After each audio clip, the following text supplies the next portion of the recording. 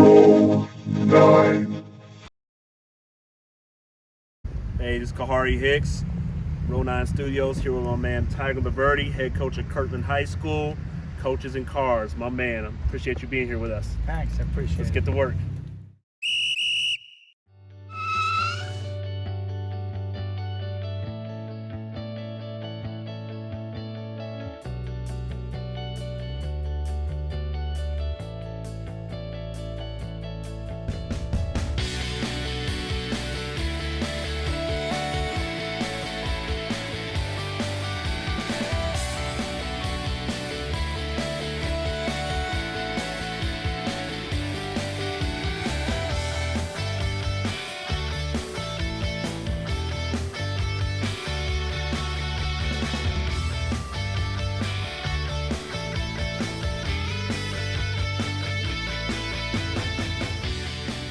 What's going on, man? Not too much.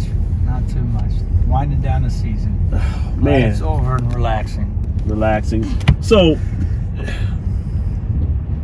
5 state championships. When you first took over at Kirtland, could you ever envision that? No, that was never the goal.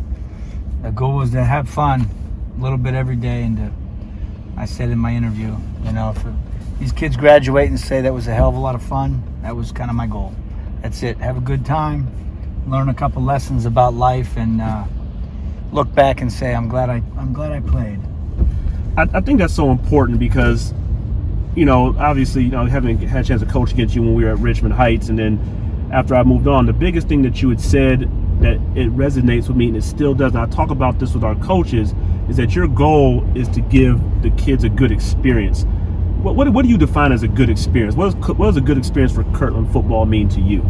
Just the overall 4-year process of what we go through on a daily basis, that when they look back, they remember everything in a fond way.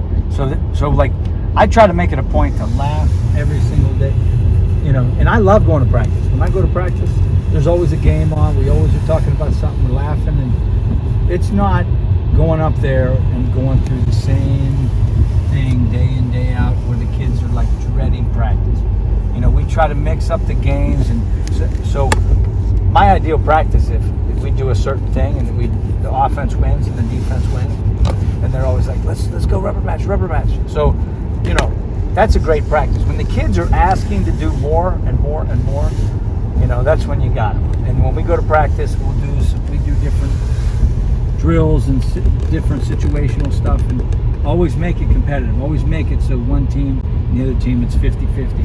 And then if the offense wins and the defense wins, they always want a rubber match. And then like just the team meals that we figured out during the course of the week. The kids have a team meal together on Thursdays. We eat pregame before the meal on Fridays. If we win, which we've been fortunate enough to win, we buy them donuts on Saturdays, and then they go out to eat on Tuesday nights together. So in 1 week, these kids eat together 4 times. 4 different days, they get together and eat a meal together.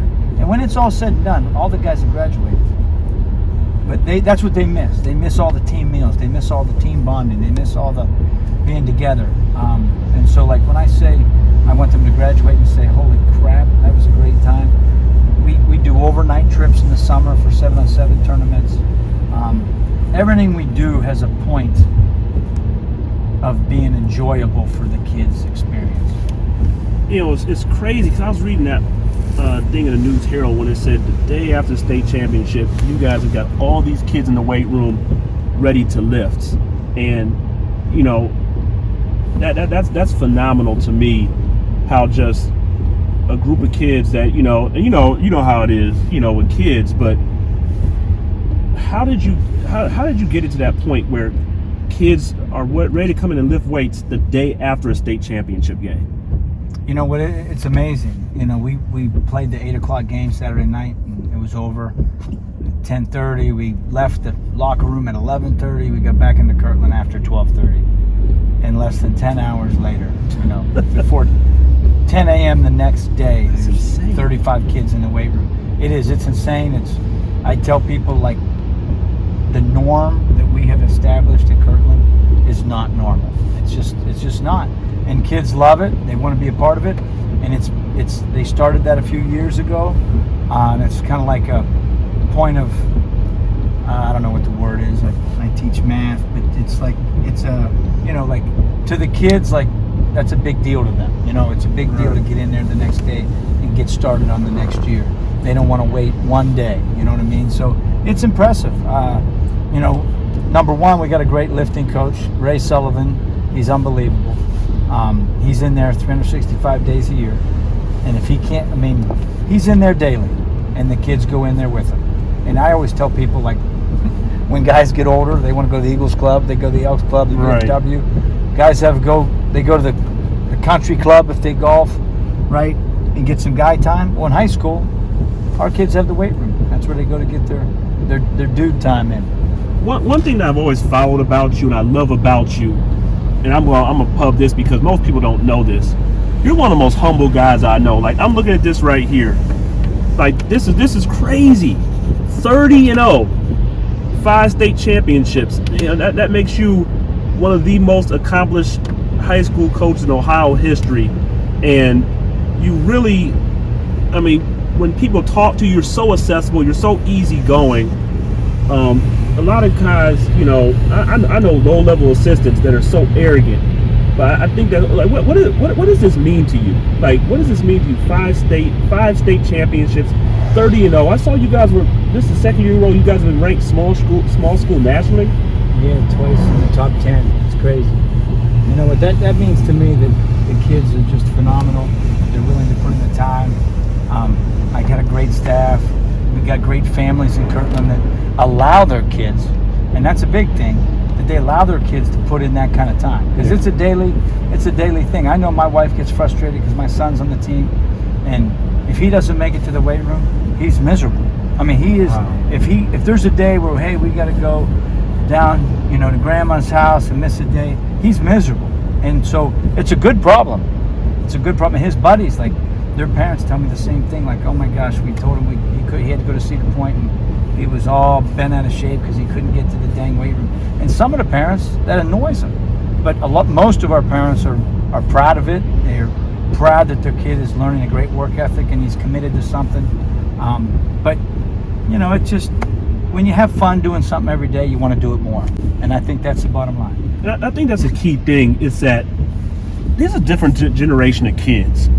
Like, when we first got a chance to coach against each other at Richmond, and you're at Kirtland, obviously, you didn't have all these kids with all these high-tech cell phones and stuff. What's the biggest challenge to you coaching this generation of kids? You know what, to me, I haven't, I've been coaching 25 years or 22 years or something, and I haven't seen a change. Our kids, they know not to get the phones out in the weight room. When they go in there, they can't take phones to the practice. So to me, when I'm with them, the 2 hours I'm with them a day, I don't see the phones being an issue. And most of our kids, I have not seen social media be an issue as far as what they're posting, what they're tweeting. Right. I think we talk to the kids every day about being humble. And the kids know anything they post. When you're at the top, everybody's trying to knock you down. Absolutely. So you got to be careful what you say, and you got to work a little bit harder to stay. It's harder to stay up top than it is to get there. And so these kids know that, and they go the extra mile. But I don't think social media has been a big issue. I do know, I see it with my own kids at home. Like, they go home, and that's what they want to do. They want to pull out the phone, and they want to get on Xbox. Right. Which, when you go to school all day and you think and work for 8 hours, then you go to the weight room for 2 hours and you get after it physically. You need to decompress a little bit. I don't mind a little bit at home, because when you go home and eat dinner, you need to get your, these kids worked hard in the school with their mind, and then they worked hard physically in the weight room, and they work hard. There's no doubt about it. What they do, the stuff they're doing in the weight room, not everybody can do it. Not everybody can do it 7 days a week. I've seen a workout. It's intense, and it's phenomenal just the way that those kids grind.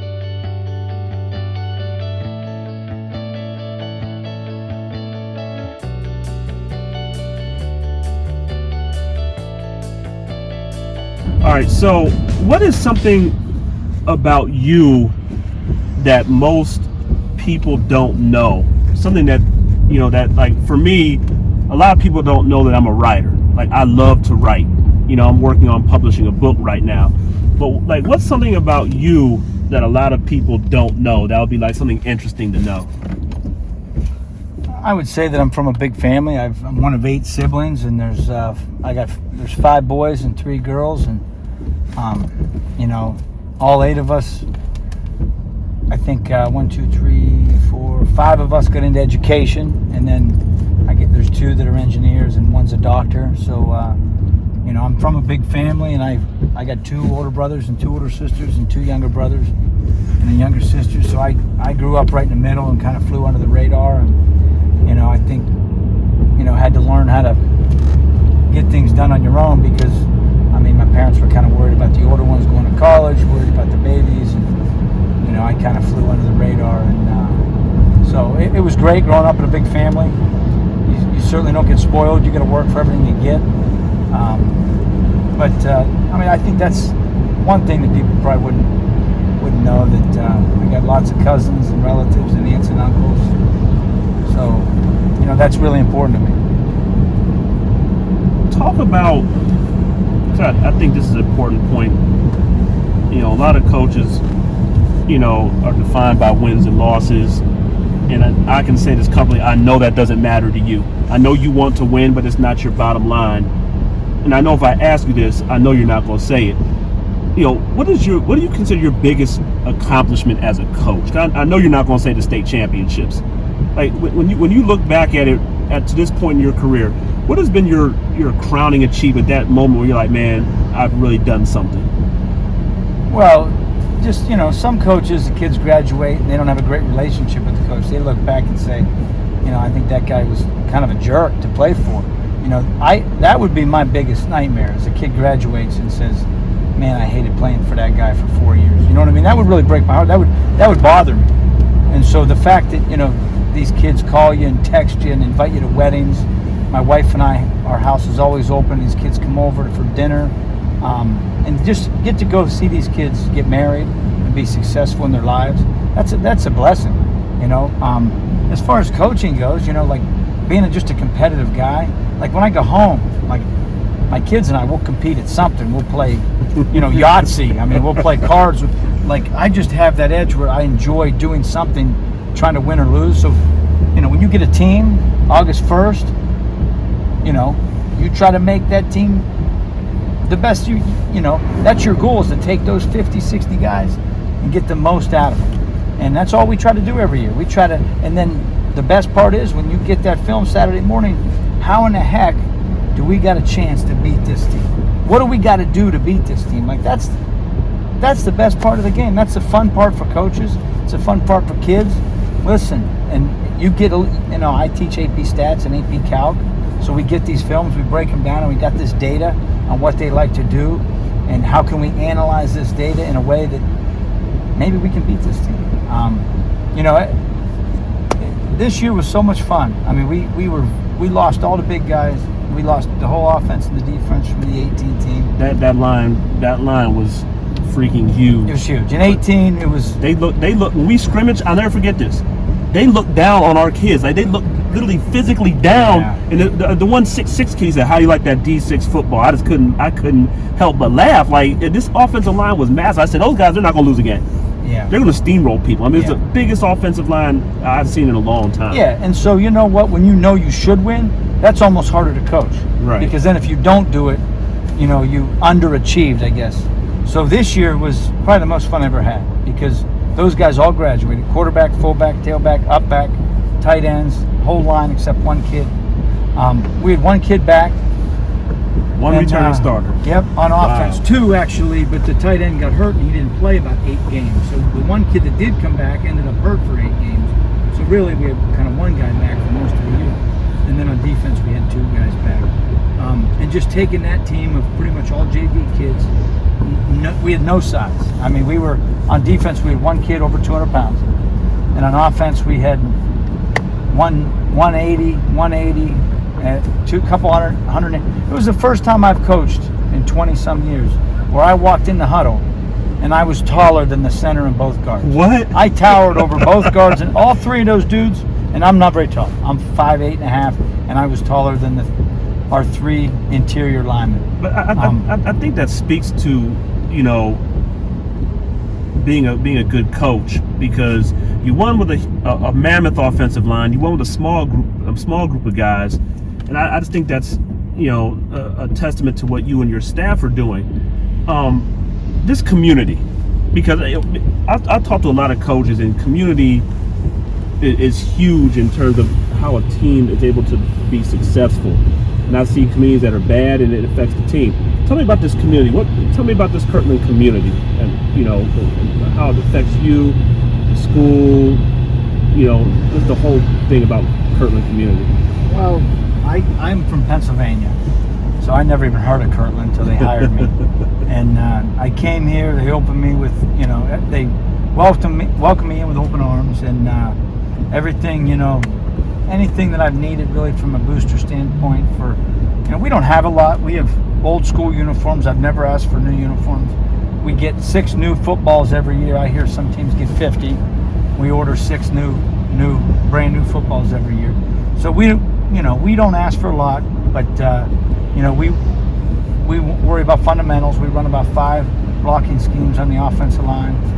But the community, the youth coaches, when I got here, there's a 1st and 2nd grade team, a 3rd and 4th grade team, a 5th and 6th grade team.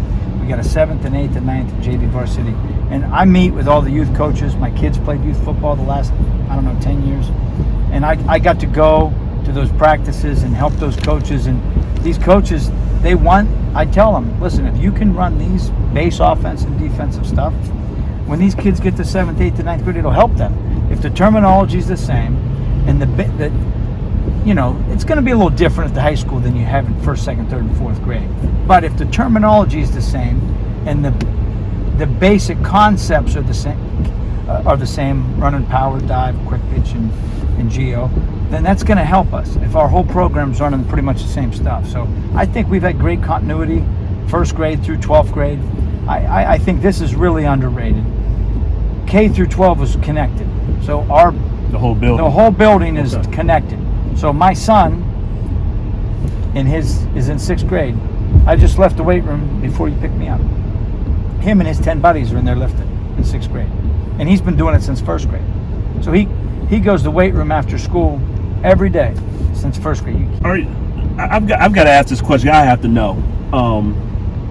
Are you like an icon around here? Do people stop and say, "Hey, coach"? No. They don't. Okay. I don't want that. I don't want any part of it. I don't allow that. I don't want that. No, that's embarrassing. I look at your success, how easygoing you are, how much of a people's person you are, and I can see that, like the little kid, like Coach LaVerde, LaVerde. Yeah, I hate that. You know what I always tell people, like, you know, you're guaranteed 10 Friday nights a year.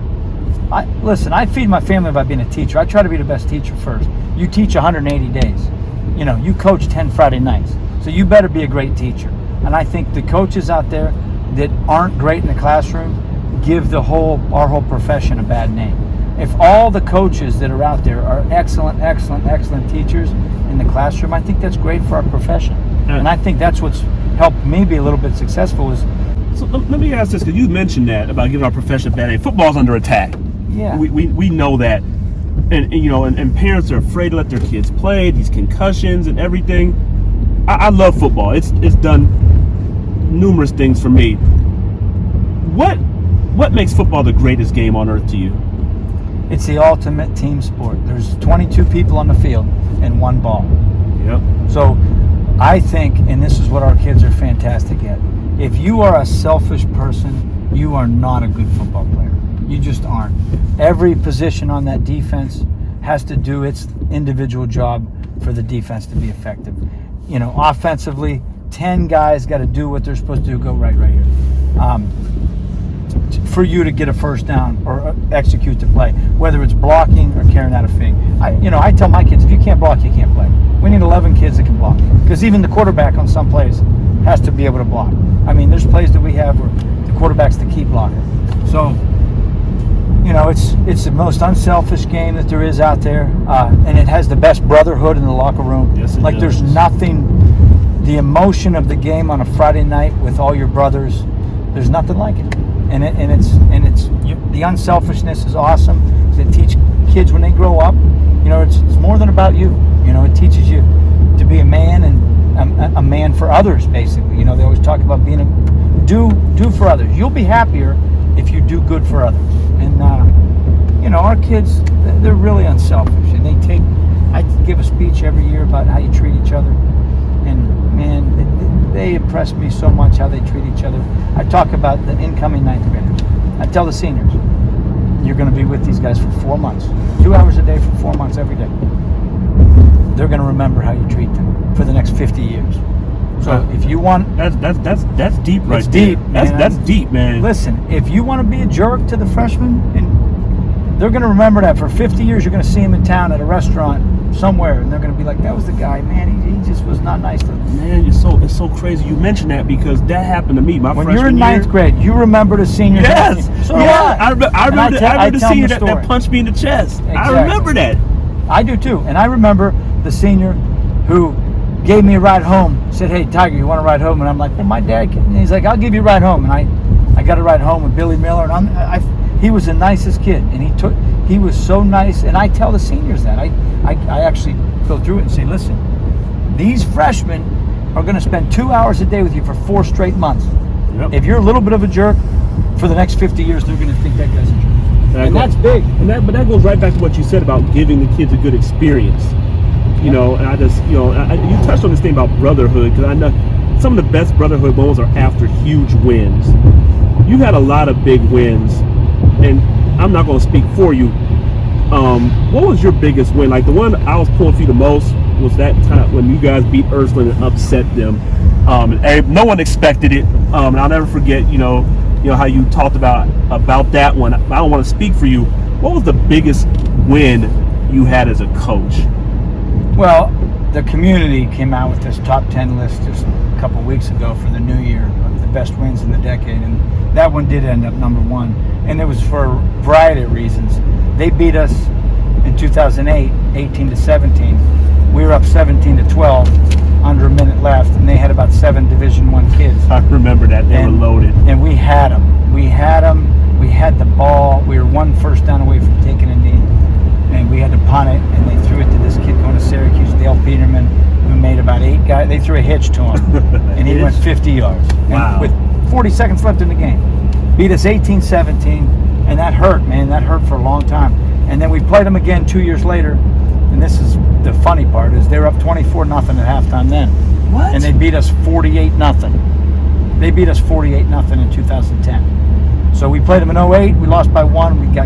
They drilled us in 2010, and then 2 years later, in 2012, we played them for the 3rd time, and we were down 24-0 again at half. And it could have went. It could have went either way. We could have lost 48-0, and these kids just came out in the second half and played the best half of the. We had 8 yards and no first downs at halftime, and we ended up with 38 points in the second half and 400 yards. It was unbelievable. Was that the point? Straight. Go Okay. Was that the turning point in Kirtland football? No, we won it in 11. Our first one was in 11. Okay. But you didn't beat Ursuline when you won the first one. No, in 11 they didn't make the playoffs. That's right. We actually kind of got a little bit lucky because they were really good, and they lost to like St. Ed's, and they lost to Mooney, and they lost to they weren't in the Steubenville. playoffs. Okay. And I think they lost to like Massillon, and so they didn't get in the playoffs. Okay. So if that's and then we won the Division 5 title in 11. So but you didn't end up beating them though, right? No, we didn't. No, they did not get in. Years afterwards, you beat them on the playoffs, right? We beat them in 12. What was the point where Kirtland football was on the map to you? Oh, I don't know. Listen, we just do the best we can every day. We don't think, hey, there's a date we were on the. No, I never ever thought that. But 2011, going 15-0, and we won every game by double digits. So in 2011, we won every game by double digits. Went 15-0, and those kids were incredible. Coldwater in the state final, we won 28-7, and that was kind of maybe that would have been hey, this team's, because I don't think people thought we were going to beat Coldwater because they'd won a bunch. They're from the MAC, and so that was. But I don't know that there's a date. I just think we got progressively better. We look back now, And I think we're a better team now than we were back then. So let me ask you this question: what was your hardest moment as a coach, on or off the field? The toughest moment you ever dealt with as a coach? Like for me, one of our players was murdered, and then that happened this summer, and it was hard. Words can't describe how hard it was. He's a great young man. The kid I thought had the potential to be a scholarship athlete, and just like boom, like that, his life is taken. That for us, and for me as a coach, that was one of my hardest moments I've ever faced as a coach. But for you, on or off the field, what's the toughest moment you've ever faced? Well, it's, you can't help when you spend 4 years with these kids, 9 through 12, all the weight room, 7-on-7 season. I've calculated you're spending over 2,000 hours with these kids. 2,000 hours. And you can't help but love them. So it's very similar to yours. There's a kid I coached in PA who passed away. Oh, no. Very sad, way younger than me. But then this past summer, one of the best players that ever put on the Kirtland uniform, Adam Hess, a fullback for us. I remember him. He great defensive end fullback. He went swimming, dove in a pool, and injured his neck very badly, and was paralyzed and couldn't get up, and he was under the water and basically drowned. He was dead. But a couple of the other kids on the team that went to med school got him out of the pool, did CPR on him, went as hard as they could on the chest, and the water popped up, and thank God he's alive, but right now he's paralyzed. And this just happened this past summer, and I'm going to see him tonight. I'm meeting him at the game tonight. But it's really, really, really been hard, because this kid is mentally, he's perfect. He's the same Adam, and thank God these guys, Christian Haber and Ryan Longcart, were there to save him. It's that brotherhood you talked about, though. It's just crazy, and it's very, very, very hard. And this kid's not a quitter. He goes every day to therapy and just busts it. He gets after it, just like he did when he was in the weight room with our guys. He has this mindset he's going to walk again, and man, I can't wait to be there the day he does. I just can't wait. But it's hard to talk about.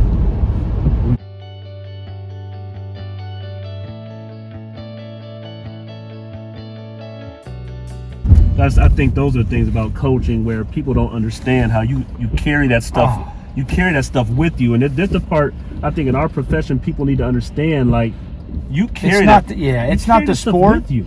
Listen, that's what people need to know, that it's not the sport. Like they think this guy coaches football. I could care less about the football. Man, I care about those 65, 70 kids on the team. Like you care about those kids so much.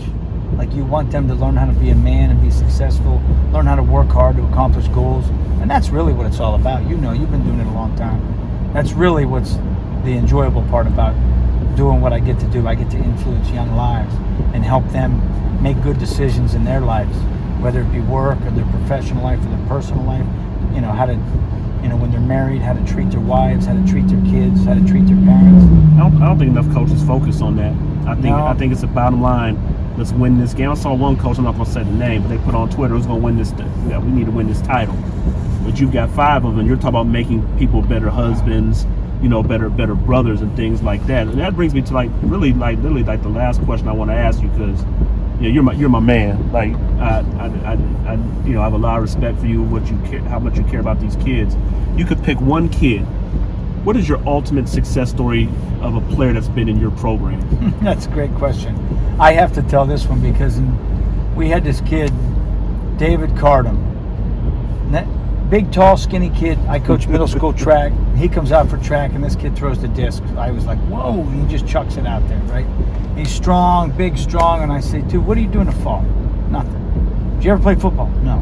Did you ever play any sport? No. He just shows up, went out for middle school track, about 6 foot middle school kid, and throws this disc far.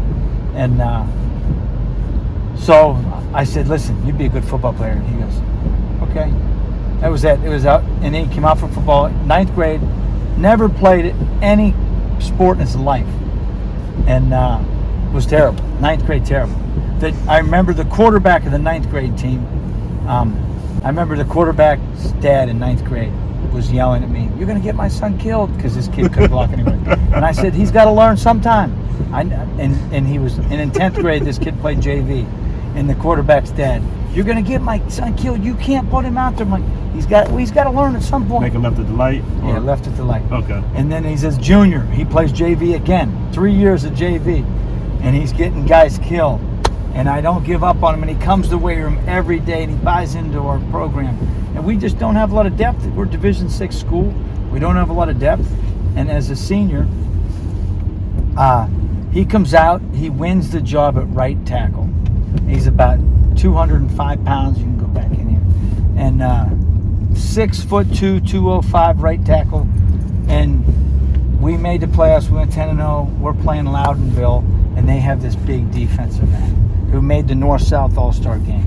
And we ran behind David Cardam the whole game, and we beat Loudonville, who was fantastic.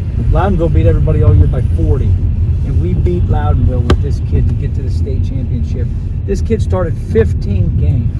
And so, like, you can't give up on any kid. It could have been easily to give up on this kid in 9th or 10th grade.